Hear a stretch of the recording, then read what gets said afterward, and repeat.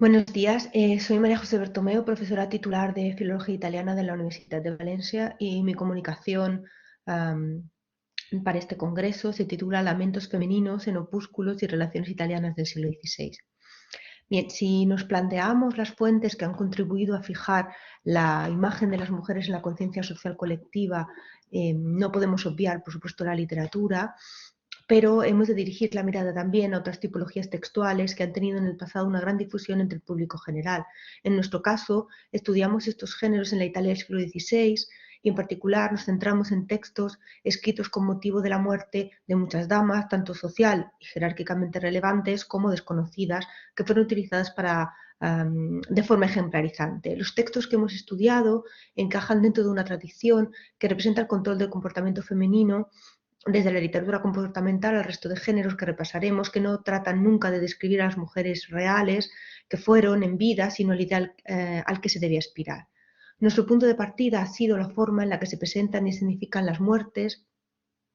muchas veces a través del lamento de la propia dama protagonista. La diferencia está en que los textos oficiales de exequias o opúsculos encargados por los familiares de la mujer se incide en la presentación de la beata, piadosa, resignada, que afrontó sus últimos momentos de forma cristiana y que por tanto es un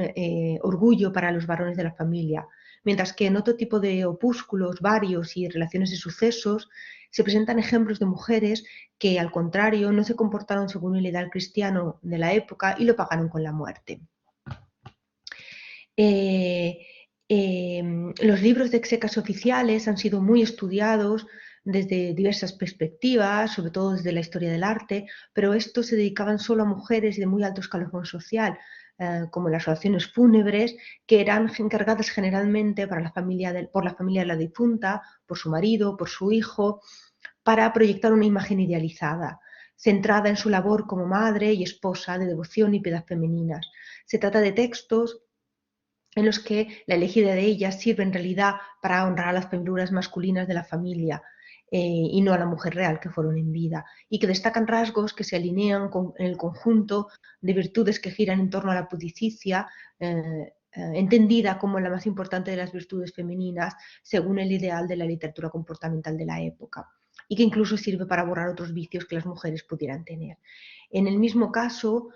encontramos las biografías escritas a la muerte de las mujeres con títulos como Vita e Morte, más el nombre y cargo de la dama, como se ve en la diapositiva que tenemos en pantalla, que relatan supuestamente los hechos de la vida de la mujer en cuestión, pero se detienen sobre todo en cómo esa mujer afrontó la muerte. Resulta de gran interés que en estos textos no solo se narra la vida y la muerte de las mujeres, sino que se reproduce la escena final reflejando incluso las supuestas últimas palabras de la dama. Por poner un ejemplo, la Vita e Morte de la Serenísima Eleonora Archiduquesa de Austria, compuesta por el joseíta Antonio Posevino, impresa por el tipógrafo ducal Francesco Sanna en 1594, está estructurada, como en otros casos, según los tres estados de la vida de las mujeres: virgen, esposa y viuda, como se puede ver en el encabezamiento de este primer capítulo, por ejemplo, ¿no? Otro texto dedicado a la misma mujer, La Vita de la Serenísima Eleonora Archiduquesa d'Austria, de Antonio Folcario, y presa también por Francesco Sanna, también en 1594, en el que, como vemos en este capítulo que recoge precisamente el momento de la muerte, sì, come Leonora volse vivere fra le braccia del nostro Redentore, così vi volse anche morire. En esta representación, Eleonora, transconsolar como madre al hijo a punto de quedarse huérfano, se describe el fallecimiento y el último suspiro de la dama y cómo ésta al morir en su pensamiento no estaba otra cosa que el consolar a su hijo y no ella misma. Se destaca así la adherencia al modelo, se recuerdan sus parentescos, descendencia y se presenta una mujer que encarna las virtudes del alma, guiada sobre todo por la caridad y por el amor por los amigos y la familia. El carácter ejemplificador de estos textos es evidente, la mujer real no se describe, como decíamos, y solo aquellos rasgos que sirven para honrar a las familias, sobre todo a los hombres, a través del comportamiento de la dama en vida. Abundan en esta tradición textual los textos poéticos, recopilaciones de poemas en honor a una dama, en general una variedad de mujeres mayor, conocidas, pero no necesariamente reinas o de la alta nobleza, con títulos petarquistas como Lagrime in morte, Rima in morte, Canzone in morte, Sonetti in morte y así muchos más, dirigidas a estas mujeres. Algunas, como decíamos, conocidas, vemos en pantalla a Margherita Paleóloga, duquesa di Mantova, o a Leonora d'Este, también a Giovanna di Austria o los sonetti nella morte de Lucina Savorgnana, etc. Pero hay muchísimos más dedicados a otras mujeres como Hipólita González, Olivia Colonna, y siempre con estos títulos, ¿no? A otras mujeres menos conocidas, como decíamos, no? Le rime di diversi autori fatti in morte di Madonna Cristina Racchi Lunardi, o le rime di diversi in morte di Madonna Pantasilea Besticchia dei Graziani. Era habitual en estas obras que se completaran con paratexto como una lettera consolatoria o un exordio dedicatorio y a veces una bibliografía que ilustrara el carácter de la mujer, como decimos, no el real, sino el que se adhería a la imagen eh, de la dama ideal, ¿no? Lo que más nos interesa es otro tipo de géneros más populares que se difundían en opúsculos y obras breves, en pliegos sueltos, por ejemplo, las llamadas baladas de ejecución, que son textos en verso relacionados con el género del lamento, tan conocido en la Italia del siglo XVI, en los que una mujer había cometido un crimen, normalmente asesinando a su marido, y hablaba desde el cadalso a punto de ser ajusticiada para arrepentirse del crimen, pedir perdón y llorar al marido muerto. Las damas no ofrecen excusas ni explicaciones, sino que atribuyen su crimen a un femminile errore, a una especie de error propio del juicio femenino antes de arrepentirse.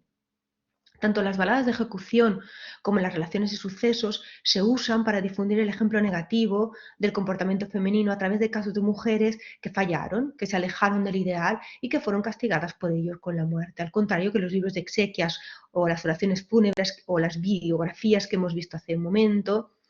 que representaban el ejemplo positivo. Al mismo tiempo, las damas protagonistas se presentan en cierto modo redimidas, puesto que la escena de la muerte suele incluir o bien la descripción de una actitud beata hasta el extremo, o bien un discurso en el que redeclaran esa redención. Así, por ejemplo, en textos como el que tenemos en pantalla, el lacrimoso lamento che fece la signora Prudenza Anconitana, prima che fosse condotta alla giustizia per aver avvelenato il suo marito, che tuvo un enorme suceso, un enorme éxito, de autor anónimo, impresa varias veces, en la que tenemos en pantalla es el impreso de 1571, con este soneto final che sirve para resumir, no? Non crebbe mai che a tanta verezza mancasse aiuto, forza né favore, ma le giustizie del preclar Signore a me poca beltà favore apprezza. Ahimè, missera me, che in gran sciocchezza o corse come biena peccatore, finta dall'ira e il femminile errore, finì mia etade ed ogni mia grandezza. Giovane di mia età, dei 28 anni, offersi il capo mio alla giustizia, per non pensare ai miei futuri danni. I miei cari figlioli in puerizia fece vestir per me di neri panni, dimostrando ciascun l'alta tristizia. Este es otro ejemplo, la edición de 1589. El vínculo de esta doctrina del ejemplo con la literatura comportamental para las mujeres tan vasta en la época es evidente. En la mayoría de las ocasiones, las baladas narran casos de mujeres desconocidas, pero también de damas pertenecientes a la baja nobleza o a la burguesía. Incluso a veces tratan casos de mujeres cuyo nombre no se declara, porque lo importante es la mujer, no es la mujer, sino el hecho en que se narra y el ejemplo que se establece con el caso respecto al comportamiento femenino. Los títulos, como hemos visto en el de Prudencia de Ancona, reflejan ya un alto impacto con estas palabras en torno a